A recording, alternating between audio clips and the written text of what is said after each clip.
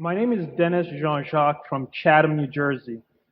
I first would like to thank you personally for taking the time out of your busy schedule to visit MBA students throughout the country on a regular basis.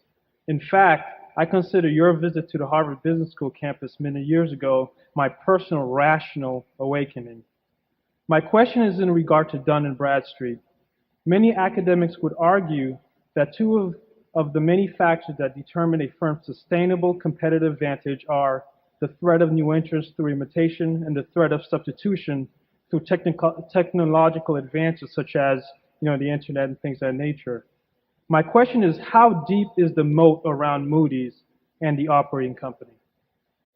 Yeah, we don't want to go into too much detail about our marketable investments, but I would say that the moat is, just in our view, is far wider, deeper, and infested with far more poisonous characters in the case of Moody's than in the case of the operating company. If you've had experience just in terms of making decisions about how you either obtain credit information in the case of the operating company, or if you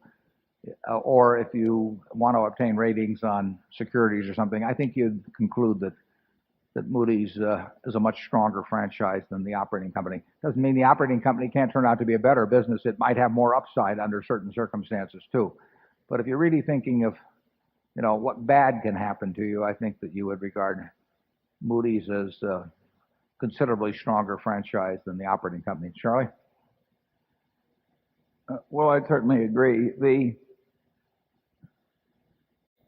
Moody's is a little like Harvard. It's a self-fulfilling prophecy. I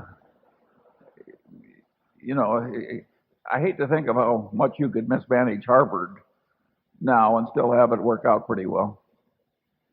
If you cut the price of the admission to the Harvard Business School by $10,000 a year, you would have less demand, in all probability, than an increase in demand. I mean, it's totally counterintuitive in that respect, because it's the cachet of the school, in that case, is not only reinforced, it almost makes it necessary that it be priced toward the top.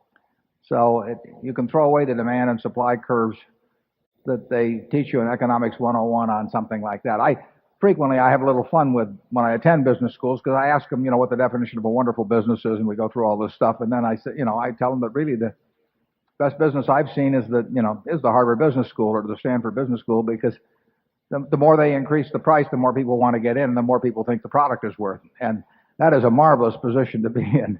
And I thank you for your comments on the. I was lucky enough to have a great teacher in Ben Graham at Columbia, and Ben didn't need to go up to Columbia once a week on Thursday afternoon to talk to a bunch of us.